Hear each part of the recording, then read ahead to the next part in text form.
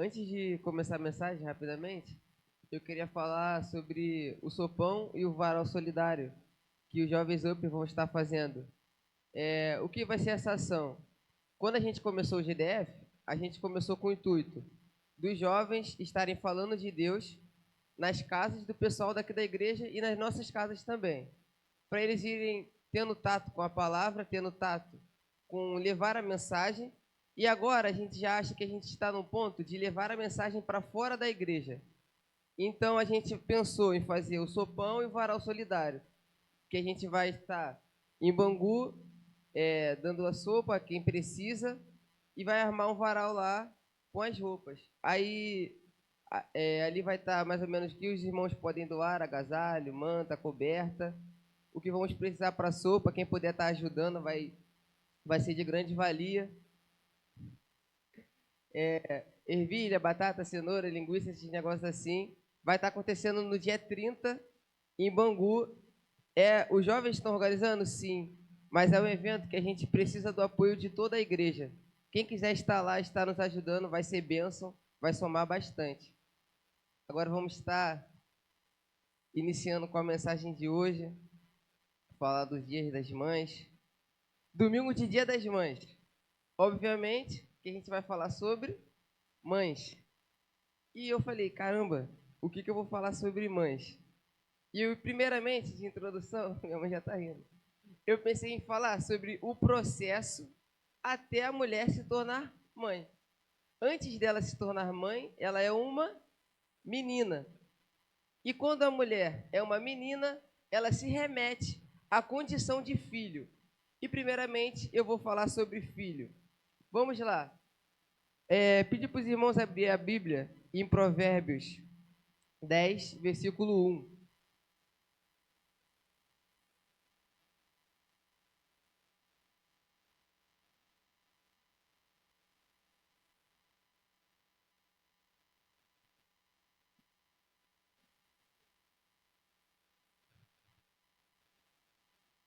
Provérbios 10, versículo 1. Para quem não achou, pode olhar para frente que tem na telinha.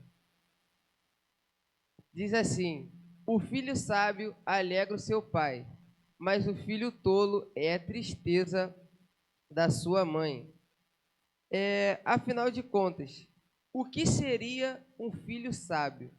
A palavra de Deus vai nos dizer, lá em Provérbios 9, versículo 10, que o temor do Senhor é o princípio da sabedoria, e o conhecimento do santo é entendimento. Temer a Deus é suficiente para que nós possamos ser considerados sábios em nossa mocidade. Depois dessa fase de menina, ela entra na adolescência e vai se tornando uma mulher. Para a mulher, tem diversos versículos que eu trouxe aqui. Primeiro, se encontra lá em Provérbios 11, versículo 16. A mulher bondosa conquista o respeito, mas os homens cruéis só conquistam riquezas. Próximo versículo se encontra em 1 Timóteo 3:11. As mulheres devem ser igualmente dignas, não caluniadoras, mas sóbrias e confiáveis em tudo. Próximo versículo, Provérbios 14, versículo 1. A mulher sábia edifica a sua casa, mas a insensata a derruba com as próprias mãos. Nos versículos que nós lemos, nós vimos algumas características, qualidades que a mulher precisa ter. Não só a mulher, mas como hoje a gente está falando do Dia das Mães, né? Todos nós precisamos ter essas características, que são a bondade, ser digno, ser sóbrio e edificar o local que nós estamos. Assim, brevemente, nós podemos ver por alto o processo que a mulher passa até se tornar mãe. E nós temos diversos tipos de mães e diversos tipos de criação. Eu vou fazer uma pergunta e quero que os irmãos me respondam. Há uma criação que seja considerada a criação correta? Fazer igual o pastor Denilson. Responde Mas pensa no que você está respondendo, que é uma pergunta capciosa. Há uma criação que seja considerada correta?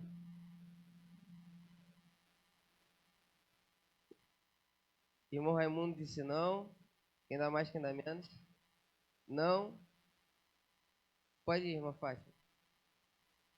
Não?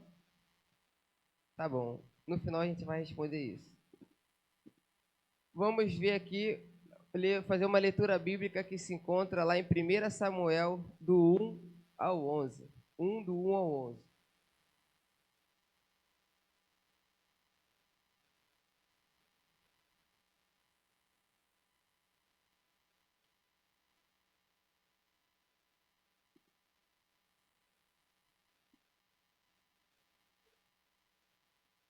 Eu vou ler os versículos ímpares e os irmãos podem ler os versículos pares. Então fez um voto dizendo: Ó Senhor dos exércitos, se tu olhares com atenção para a aflição de tua serva,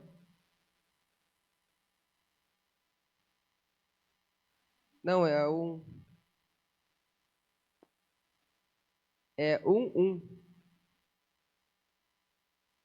Havia certo homem de Ramataim, sufita dos montes de Efraim, chamado Eucana, filho de Jeroão, neto de Eli, e bisneto de Tou, filho de Eframita e Zufé.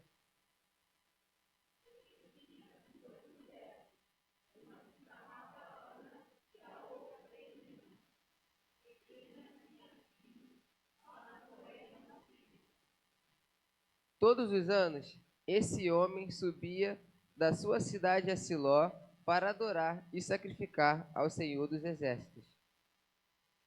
Ló, Ofni, Lá, Ofni, eita, tô mal de leitura, hein?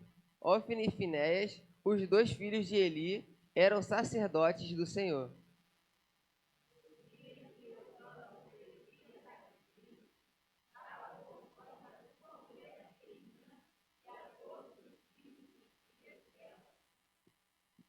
A Ana, porém, dava uma porção dupla, porque a amava, mas o Senhor a deixara estéril.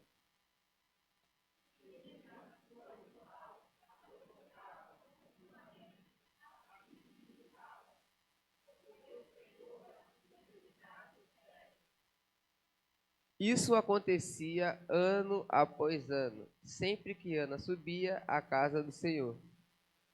A sua rival a provocava, e ela chorava e não comia.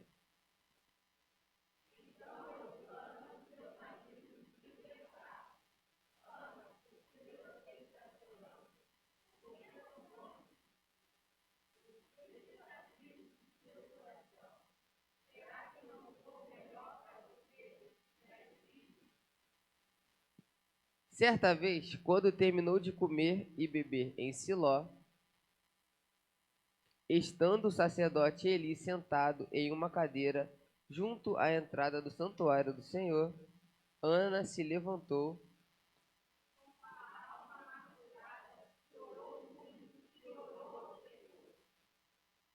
Então fez um voto dizendo: Ó, Senhor dos exércitos, se tu olhares com atenção para a aflição de tua serva, se te lembrares de mim e não te esqueceres da tua serva, mas lhe deres um filho, então o dedicarei ao Senhor por todos os dias da sua vida, e sobre a cabeça dele não passará navalha.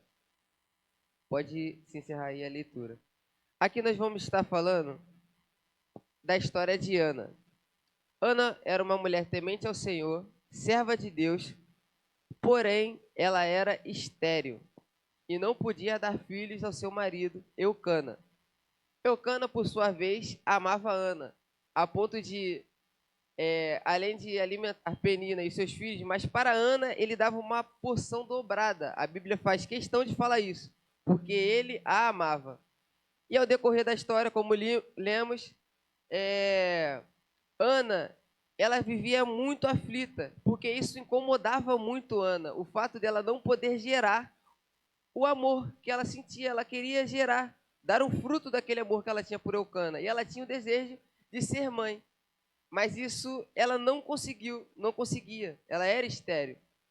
E ao decorrer da história, vocês vão ver que Ana orou, entregou essa promessa a Deus. Lendo mais à frente, vocês vão ver que Ana teve seu filho, que se chamou Samuel. E a promessa foi cumprida. E o que podemos aprender com Ana? A história de Ana destaca a importância da fé, da oração na vida de uma mulher, apesar das diversidades. Eu vou destacar aqui 3 coisas que me chamaram a atenção na história dessa mãe que foi Ana. A primeira foi a fé inabalável.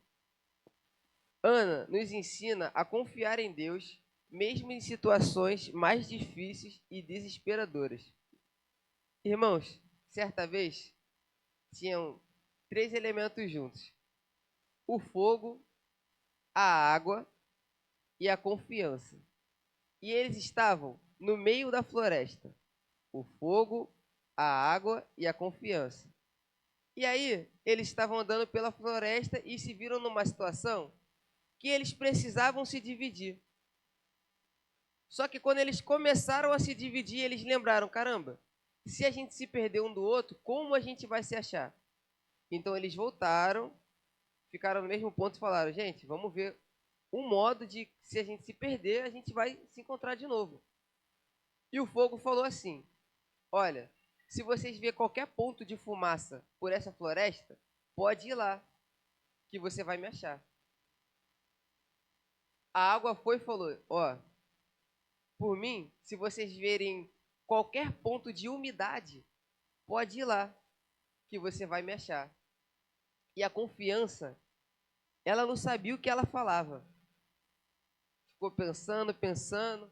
E o fogo e a água: e aí, confiança, como a gente vai te achar? E a confiança não falava nada até que ela falou: vou ter que falar, vou ter que ser sincera. Vem cá. Gente, é o seguinte, eu vou ter que ir junto com vocês. Porque se eu me perder, vocês não vão me achar nunca mais. Ou seja, a confiança a gente não deve perdê-la. Principalmente a confiança em Deus. Nós que falamos para os outros que somos servos de Deus, devemos confiar nele. Devemos acreditar naquilo que para nós, aos nossos olhos, é impossível. E Ana fez isso. Ana, apesar da situação, apesar da dificuldade, apesar de tudo que estava acontecendo com ela, de uma situação que, se hoje para a medicina é difícil, imagine naquela época. Para ela era irreversível.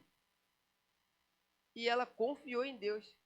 Ela orou por algo que era praticamente impossível. Será que hoje, na nossa vida, nós oramos para o que para os nossos olhos é impossível? Será que hoje a gente se põe na condição de uma fé inabalável? Ou numa situação que já acontece, a gente já... Meu Deus do céu. Terça-feira, quando a gente se reuniu, a Bianca falou, e eu vou estar falando aqui hoje.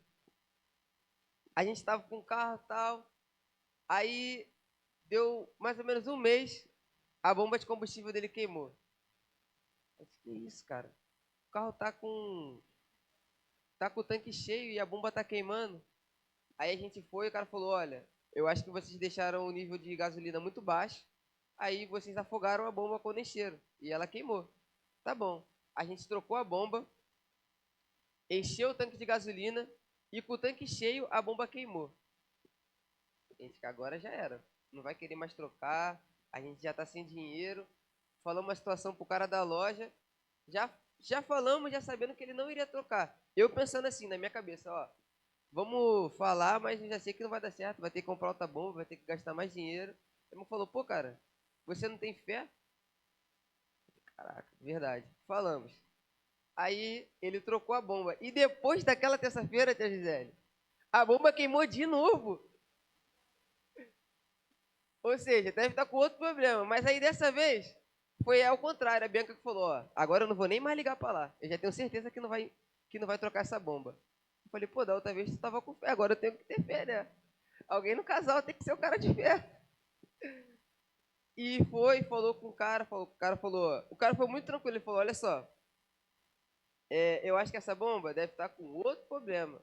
Não é o problema, não deve ser na bomba, deve ser outro problema no seu carro. Mas eu vou te dar essa bomba aqui, você troca. E o cara trocou. Tipo assim, não reclamou, não falou nada. Só trocou. O que eu tô querendo dizer com isso? Tem situações na nossa vida que na primeira pedra de tropeço, a gente já quer chutar o balde. Imagine quando a gente está diante de uma situação que parece que é irreversível aos nossos olhos, que era a Diana. Irmãos, a gente serve a um Deus tão grande, mas tão grande, que tudo que a gente passa, a gente deveria já ter certeza que vai dar certo. Mas às vezes as coisas dão errado, porque a gente já entra na situação derrotado. Aquela prova que você vai fazer, você já entra aí, tem pouca vaga. Irmão, se tem 10 vagas, você precisa de uma só. Mas a gente já está, estudei pra caramba, mas pouquinha vaga, né? Vou passar não. E tu com uma situação correta perante ao Senhor, toma posse da bênção, irmão. Não estou aqui para falar que tudo na sua vida vai dar certo. Com certeza vão ter empecilhos. Até porque, se Deus te desse a bênção toda vez que você tentasse algo, Ele nunca iria saber se você é fiel a Ele. Tem coisas que acontecem na nossa vida que Deus está testando a gente para ver se realmente a gente o ama como a gente fala. E o primeiro ponto que eu achei interessante foi a fé inabalável de Ana. O segundo, a persistência na oração. Ana, a palavra de Deus vai dizer que todo ano eles iam a esse festival, todo ano. E todo ano Ana orava. Ou seja, ela acreditava que uma hora ia dar certo. Não foi a primeira vez que ela orou, não foi a segunda, não foi a terceira. A palavra de Deus também não fala ao certo quantas vezes foram. Mas acredito que Ana, da última vez aqui, ao ponto de chorar amargamente, ela já estava no nível de ter feito isso várias e várias vezes.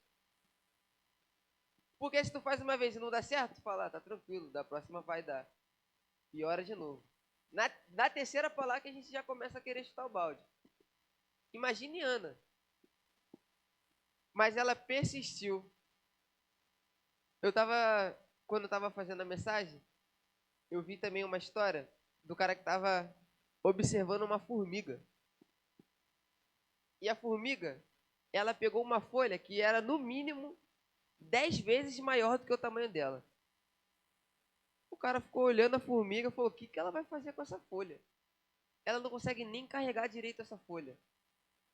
E a formiga foi do jeitinho dela, foi levando, levando, percorrendo um caminhozinho. O cara, tô com nada para fazer mesmo, vou ficar olhando o que essa formiga vai fazer. E a formiga foi levando aquela folha grandona. Aí chegou na frente de um buraco. Quando a formiga chegou na frente de um buraco, ele falou assim: pronto, a formiga conseguiu fazer o trabalho dela. Pegou uma folha grandona, sozinha, e levou até a sua casa. Mas aí ele reparou que a formiga deixou a folha de lado e entrou no buraco. Ele, a formiga tentou uma vez botar a folha no buraco e não conseguiu. Deixou a folha de lado e entrou no buraco. Foi aí que ele percebeu que tinha acabado de começar o trabalho da formiga. Como que ela ia colocar aquela folha grandona num buraco pequeno, que era dentro da sua casa? Foi quando a formiga entrou e saiu cheia de formiga de lá de dentro. E quando saiu cheio de formiga de lá de dentro, eles foram picando aquela folha, até que o momento aquela folha que era grandona, viraram vários pedacinhos. E assim eles conseguiram entrar dentro da toca. O que a gente pode tirar de lição disso? Que a gente tenha a tenacidade para carregar as dificuldades, assim como essa formiga teve. Eu sei que alguns irmãos aqui me olharam e perguntaram na sua cabeça: o que é tenacidade? porque foi a mesma coisa que eu fiz. O que é tenacidade?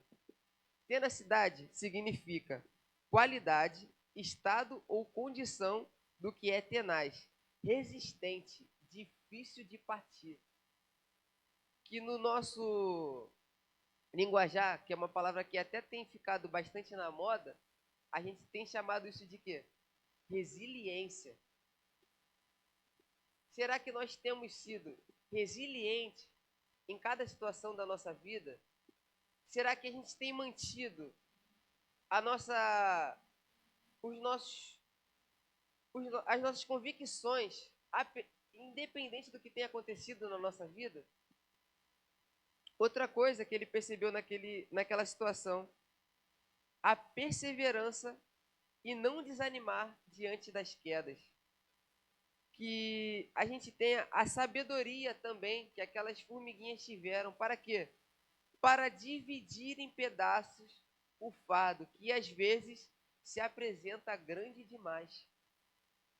Às vezes a gente está com um problema e tem gente do nosso lado que pode nos ajudar, mas a gente tem vergonha, ou então a gente não quer se expor. Cada um tem o porquê de algo aqui. Mas, gente, se Deus fez as formigas e por natureza elas fazem isso, é algo que o ser humano pode olhar e falar, ter de bom proveito disso. Aquela formiga que sozinha ela não iria conseguir botar aquela folha para dentro de casa. Não iria. Mas ela teve a perspicácia de chamar as outras que a ajudaram. E o problema dela, que era grande, ficou bem pequeno. E assim conseguiu ser solucionado. Que a gente tenha também a humildade de partilhar os nossos problemas. Eu não sei o que cada um aqui está passando hoje. Eu não sei como você adentrou neste local. Mas eu sei que, com certeza, você tem algum problema. Porque todo mundo tem problema. Nem que seja pegar 397 lotado de manhã, que é o meu. Por quê? A gente sempre vai ter alguma coisa que vai nos atrapalhar, que vai ser pedra de tropeço para nós. Porém, quando a gente tem a humildade de reconhecer que o fardo está muito pesado, a gente consegue tornar um problema que era grandão, pequeno, e consegue solucionar aquele problema. E outra coisa, que a gente não desista da nossa caminhada.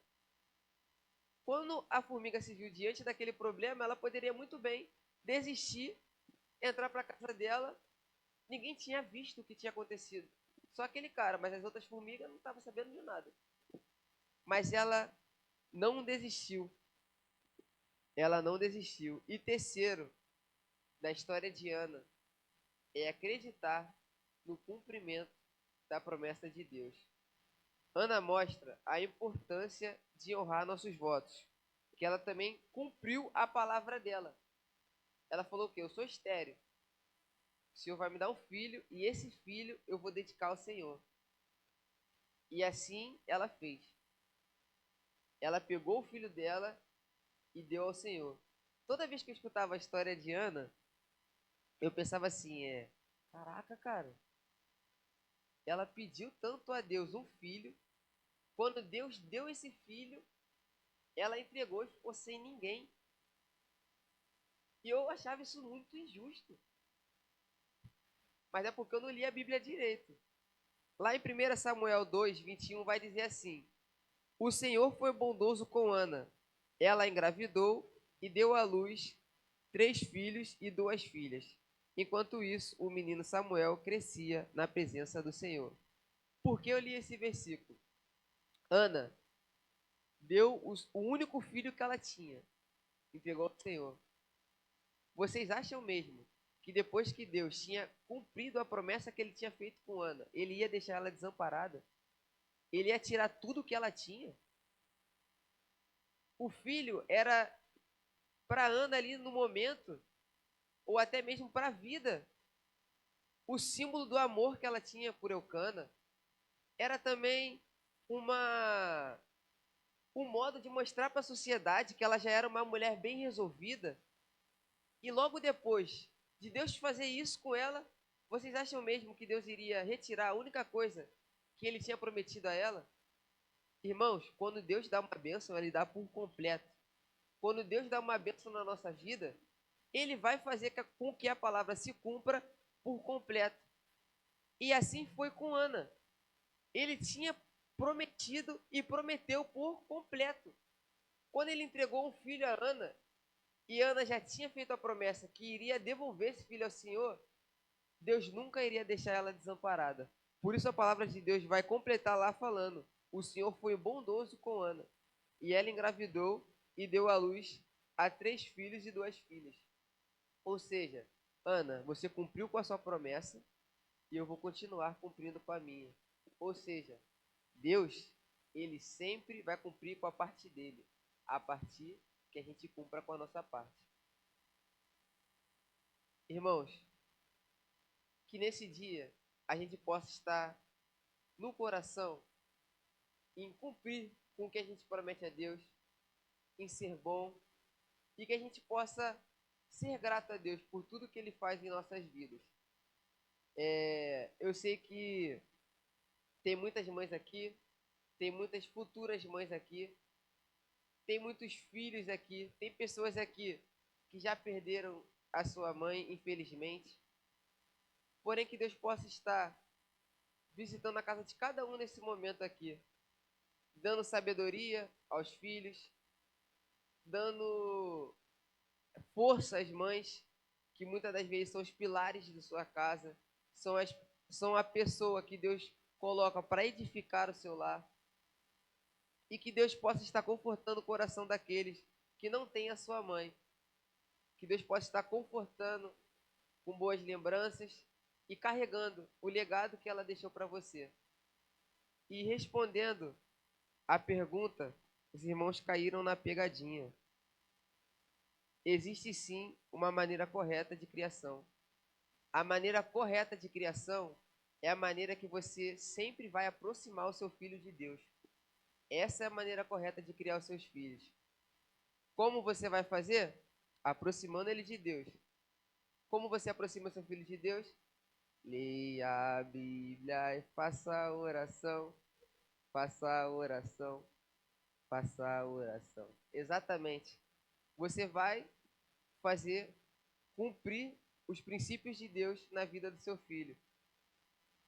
Fazendo o quê? Educando e ensinando ele conforme a palavra de Deus. Ou seja, a maneira correta de criar o seu filho é aproximando ele de Deus. Vou estar encerrando assim a palavra, passar a palavra para a irmã Alessandra,